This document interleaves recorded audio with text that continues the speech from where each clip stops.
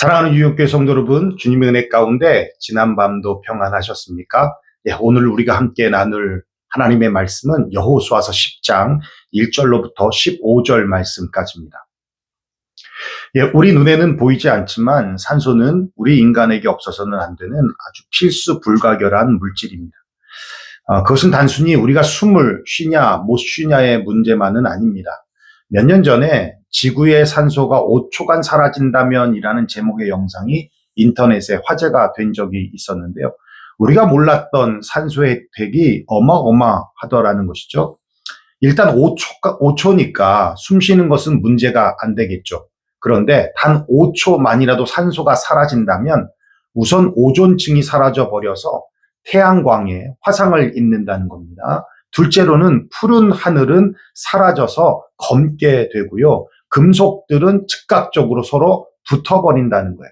우리가 밟고 있는 땅의 49.2%가 산소로 구성되어 있는데 산소가 없으면 지각은 부서지고 만다는 겁니다. 대기압의 21%가 산소로 구성되어 있으니까 산소가 없으면 우리의 귀의 고막이 파괴된다는 겁니다. 산소의 결합체인 콘크리트도 부서지게 되니까 건물도 무너져 내리게 된다는 거예요. 바다는 우주로 증발되고 한마디로 지구 종말입니다. 그와 반대로 만약 산소가 지금의 양보다 2배 더 늘어난다면 어떤 일이 벌어질까? 예, 우선 종이 비행기가 더 멀리 날아간다는 거예요. 사람들의 기분이 더 좋아지고 행복감을 더 많이 느낀다는 겁니다. 자동차 연비도 당연히 좋아지겠죠. 영화에서 보는 거대한 곤충들도 등장한다는 겁니다. 왜냐하면 대기 중 산소량에 따라서 신체의 크기가 결정되는 곤충들이 있기 때문이라는 거예요. 특별히 팔뚝만한 바퀴벌레가 나올 수도 있다는 겁니다. 생각만 해도 소름 돋는 일이죠. 그러니까 우리는 아무 생각 없이 호흡하며 살아가지만 하나님은 한치의 오차도 없이 완벽하게 돌아가는 지구와 우주를 창조하셨고 지금도 변함없이 한치의 오차도 없이 완벽하게 이끌고 계신다라는 거예요. 자연만이 아닙니다. 하나님을 사랑하는 자, 그분의 뜻대로 부르심을 입은 우리의 삶도 역시 그렇게 이끌어가고 계신다라는 거예요. 때론 우리의 무지와 어리석음으로 하나님의 뜻에 거슬리는 결정을 내린다 하여도 혹은 우리의 악함과 또 죄악으로 인하여 하나님의 뜻에 불순종하여서 하나님의 계획을 무너뜨리는 그런 잘못을 저지른다고 해도 하나님은 우리의 어떤 실수도 어떤 실패도 선으로 바꾸셔서 그분의 뜻대로 이루어 가실 수 있는 능력의 하나님이다라는 겁니다. 오늘 우리가 볼 본문은 바로 이런 인간의 실수와 실패를 선으로 바꾸시는 하나님을 기록해 주고 있어요.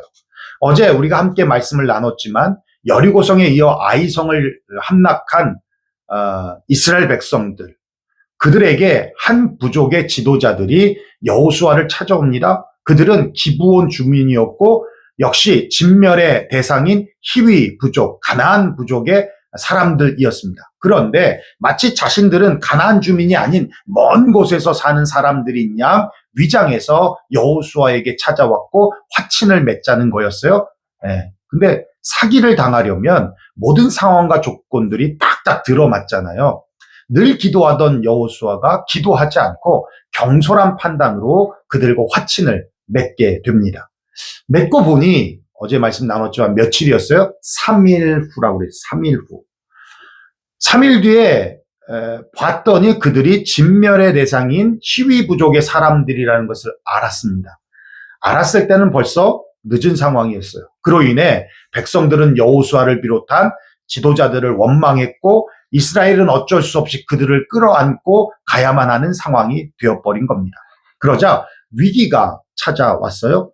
기브온 부족이 이스라엘 편에 섰다라는 소식이 예루살렘 왕 아도니세덱에게 들리게 되고 그러다 보니 심한 배신감을 느끼게 됐죠. 그래서 주변 5개의 부족을 연합해서 기브온을 치러 갑니다.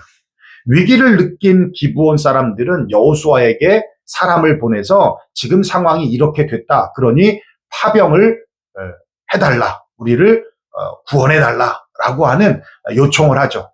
그리고는 한판 전쟁이 벌어지게 됩니다.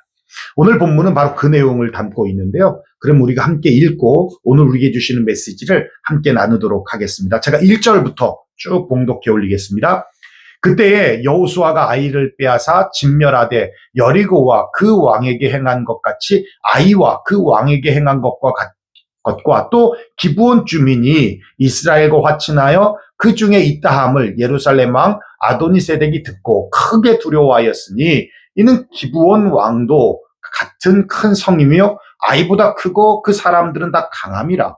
예루살렘 왕 아도니세덱이 헤브론 왕 호암과 아무룻 왕 비람과 라기스 왕 야비야와 에글론 왕 드빌에게 보내어 이르되 내게로 올라와 나를 도우라. 우리가 기브온을 치자. 이는 기브온이 여호수아와 이스라엘 자손과 더불어 화친을 하였음이니라 하매 아모리 족속의 5 왕들 곧 예루살렘 왕, 헤브론 왕, 야무롯 왕, 라기스 왕, 에글론 왕이 함께 모여 자기들의 모든 군대를 거느리고 올라와 기브온에 대진하고 싸우니라.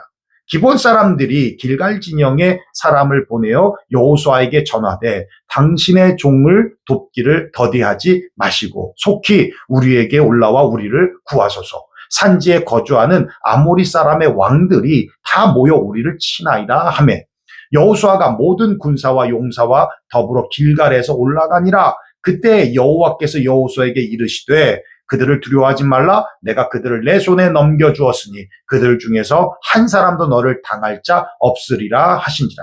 여호수아가 길갈에서 밤새도록 올라가 갑자기 그들에게 이르니 여호와께서 그들을 이스라엘 앞에 패하게 하심으로 여호수아가 그들을 기브온에서 크게 사륙하고 베토론에 올라가는 비탈에서 추격하여 아세가와 막게다까지 이르니라. 그들이 이스라엘 앞에서 도망하여 베토론의 비탈에서 내려갈 때에 여호와께서 하늘에서 큰 우박덩이를 아세가에 이르기까지 내리심에 그들이 죽었으니 이스라엘 자손의 칼에 죽은 자보다 우박에 죽은 자가 더 많았더라. 여호와께서 아모리 사람을 이스라엘 자손에게 넘겨주시던 날에 여호수아가 여호와께 아뢰어 이스라엘의 목전에서 이르되 태양아 너는 기브온 위에 머무르라. 달아 너도 아얄론 골짜기에서 그리할지어다 하매 태양이 머물고 달이 멈추기를 백성이 그 대적에게 원수를 갚기까지 하였느니라. 야세레책에 태양이 중천에 머물러서 거의 종일토록 속히 내려가지 아니하였다고 기록되지 아니하였느냐. 여호와께 사람의 목소리를 들으신 이 같은 날은 전에도 없었고 후에도 없었나니 이는 여호와께서 이스라엘을 위하여 싸우셨음이니라. 여호수아가 온 이스라엘과 더불어 길갈 진영으로 돌아왔더라. 예, 오늘 우리가 함께 나눌 말씀은 여기까지인데요. 기브온 주민이 파병 요청을 하자 여호수아는 결단을 합니다. 7절에 그렇게 말씀하고 있어요. 여호수아가 모든 군사와 용사와 더불어 길갈에서 올라가니라. 기브온 주민들을 돕기 위해 모든 군사와 용사를 끌고 갔다라는 겁니다. 일단 모든 군사와 용사를 끌고 갔다라는 것은 전쟁의 규모가 작지 않다라는 것이죠. 만약 이 전쟁에서 이스라엘이 패배한다면 큰 타격과 손실을 입을 수도 있다는 의미입니다. 그렇죠? 그런데 이 전쟁이 누구를 위한 전쟁입니까? 이스라엘의 의지가 아니라 절대적으로 기브온 주민들을 위한 전쟁입니다. 여호수아에게 있어서 기브온 사람들이 어떤 사람들이에요? 자신을 속인 사람들입니다. 그래서 백성들의 원망을 받게 했던 사람들이에요. 그렇게 속아서 화친을 맺었지만 그 화친은 기브온 주민들을 살려주는 대신 이스라엘의 종이 되는 화친이지 기브온 사람들을 보호해주는 군사적 동맹이 아니기 때문에 파병을 하지 않아도 되는 겁니다. 또 여러분 상식적으로 생각해 보면 지금 가나안 부족들끼리의 싸움이잖아요. 예, 사실 이스라엘 공동체와는 무관한 싸움입니다. 오히려 이스라엘 입장에서는 서로 싸우면 더 좋은 거예요. 연합군이 기브온을 쳐서 이긴다면 여호수아 입장에선 어찌 보면 속 시원한 결과일 수도 있어요. 평생 종으로 안고 가야 되고 하는 기브온 사람들이 이렇게 연합군, 가나안 부족들의 연합군에 의해서 전멸이 됐다 그러면 이제 그 짐도 없어지는 거니까. 반대로 기브온이 연합군, 가나안 연합군을 이긴다면 이스라엘 입장에서는 어차피 진멸해야 될 대상들인데 기브온이 대신해서 이겨줬으니 이건 땡큐 한 것이죠. 지금의 상황은 이스라엘이 그냥 구경하는 것이 맞죠? 네. 굳이 위험을 감수하면서까지 이 전쟁에 참전해야 될 아무런 이유가 없어요. 그런데 여호수아는 기브온 주민을 돕기 위해 모든 군사와 용사를 데리고 올라갑니다. 어쨌든 속아서 맺은 화친이라도 그들은 이스라엘의 종이 됐던 종들이에요. 종이 위험하다고 하는데 더 이상 안 갈 수는 없다라는 것이죠. 또 기브온 사람들의 위기는 결국 이스라엘과 화친을 맺은 결과잖아요. 예, 기생나업도 같이 그들이 하나님을 선택한 결과였단 말입니다. 그래서 돕기로 결정하고 전쟁에 참여하게 된 것입니다. 여러분 한번 생각해 보십시오. 이 모든 위기의 시작이 어디서부터입니까? 여호수아가 기도하지 않고 경솔한 판단이 빚은 실수 때문이라는 것이죠. 그럼에도 불구하고 하나님은 라합과 같이 하나님은 선택한 기브온을 존중했습니다. 그리고 어찌됐든 하나님께서 세우신 여호수아의 실수조차도 품으시고 이 전쟁에 직접 개입해 주시는데 8절에 그렇게 말씀하고 있어요. 그때에 여호와께서 여호수아에게 이르시되 그들을 두려워하지 말라. 내가 그들을 내 손에 넘겨주었으니 그들 중에서 한 사람도 너를 당할 자 없으리라. 예, 그 응답을 받은 여호수아가 어떻겠습니까? 힘이 났겠죠. 더욱 자신감이 찼겠죠. 승리의 확신을 가지고 이스라엘은 밤새도록 올라가서 가나안 연합군을 밤에 기습해서 쳤습니다. 그러자 혼비백산이 되어서 도망가는 가나안 연합군에게 놀라운 두 가지 일이 일어나죠. 첫째는 갑자기 우박이 쏟아지는 거예요. 그 우박이 마치 패트리어트 미사일처럼 가나안 연합군에게만 쏟아집니다. 이스라엘 군사의 칼에 죽은 자보다 우박에 맞아 죽은 자가 더 많았다라고 성경이 기록해 주고 있어요. 둘째는 그 유명한 사건이에요. 태양이 멈추는 말도 안 되는 사건이 여기서 벌어집니다. 13절에 보면 태양이 머물고 달이 멈추라라고 했던 이 머무르다의 히브리어 원어는 다맘이라는 단어이고요. 멈추라라는 단어는 아마드라는 단어인데 멈추어 서서 침묵하며 기다리라는 뜻입니다. 정말 태양이 머물렀고 달이 멈춘 거였어요. 여러분 이게 믿겨지십니까? 제가 서론에 말씀드렸듯이 지구의 산소가 5초만 사라진다 해도 지구는 종말입니다. 여러분 태양이 멈추고 달이 멈춘다면 지구의 자전과 공전이 멈추는 거예요. 이건 상상할 수 없는 기상이변이 일어나는 것입니다. 이 사건은 상식이 아닌 과학으로도 전혀 답을 찾을 수 없는 사건이라서 믿지 않는 사람들은 신화 같은 이야기라고 말하기도 합니다. 어떤 믿음의 학자는 지금까지 인류의 시간을 계산해 본 결과 24시간이 빠져 있다고 하면서 멈춰진 시간을 찾아보려는 노력도 하지만 사실 의미 없는 일입니다. 왜냐하면 믿고 싶지 않은 사람은요, 부활하신 예수님을 보여줘도 안 믿는 것이고, 믿는 사람들은요, 이보다 더한 일이 일어나도 믿을 것이기 때문에 그렇습니다. 그렇죠? 네.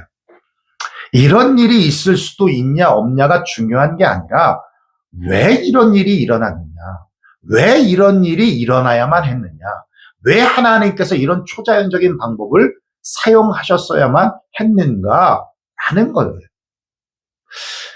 이게 지금 어디서 일어났습니까? 11절에 보면 이렇게 말씀하죠. 베토론에 올라가는 비탈에서 추격하여 아세가와 막게다까지 이릅니다. 예, 베토론에 올라가는 비탈길에서. 이 베토론이란 무슨 뜻이냐면 이 벳, 집이라는 뜻이에요. 벳-엘, 하나님의 집이라는 뜻이죠. 벳이란 단어는 집이라는 뜻입니다. 호르는 구멍이라는 뜻이에요. 그러니까 구멍집, 동굴을 의미합니다. 그 동굴은 우상을 모시고 있던 동굴들이었어요. 그 동굴을 집삼아서 태양신을 섬기고 달신을 섬겼던 곳이 바로 벳토른이라는 곳이었습니다. 즉, 이 베토로는 가나안 우상 문화의 최고의 중심지로서 태양신을 섬기고 달신을 섬기면서 풍요와 다산과 복을 빌었던 곳이 바로 베토른 골짜기였던 겁니다. 그러니까 그들이 섬기는 태양과 달의 우상이 하나님 앞에서는 명령에 순종하는 창조물일 뿐이라는 것을 보여주는 것이고, 그들이 섬기는 태양과 달은 우상일 뿐이며 그 어떤 도움을 줄 수 있는 존재가 아니라는 거예요. 우상의 중심지인 베토른 비탈길에서 그것을 주님이 보여주고 계신 겁니다. 그렇습니다. 오늘 본문을 통해서 우리에게 주시는 메시지는 분명합니다. 우리는 실수할 수 있고 실패할 수 있죠. 때론 우리의 불순종으로 하나님의 계획을 무너뜨릴 수도 있지만 하나님은 우리의 어떤 실수와 실패도 선으로 바꾸셔서 그분의 뜻대로 이루어 가실 수 있는 능력의 하나님이라는 거예요. 그러니까 우리가 실수하고 실패해도 포기하지 말아야 될 이유가 거기에 있습니다. 그런 과거에 묶이고 매여서 자존감을 잃고 방황하지 말아야 될 이유가 거기에 있다라는 거예요. 그렇습니다. 실수도 실패도 선으로 바꾸신 하나님과 같이 우리 또한 실수와 실패가 오히려 주님께 one step forward, 한 걸음 더 주님께 나아갈 수 있는 기회가 된다면 오히려 그것이 복이 될 수 있다는 것이죠. 사랑하는 유영교회 성도 여러분, 또 이 방송을 시청하는 모든 성도 여러분, 오늘도 그 믿음으로 주님께 한 걸음 더 나아가시는 one step forward 하시는 저와 여러분 되시기를 주의 이름으로 축원합니다.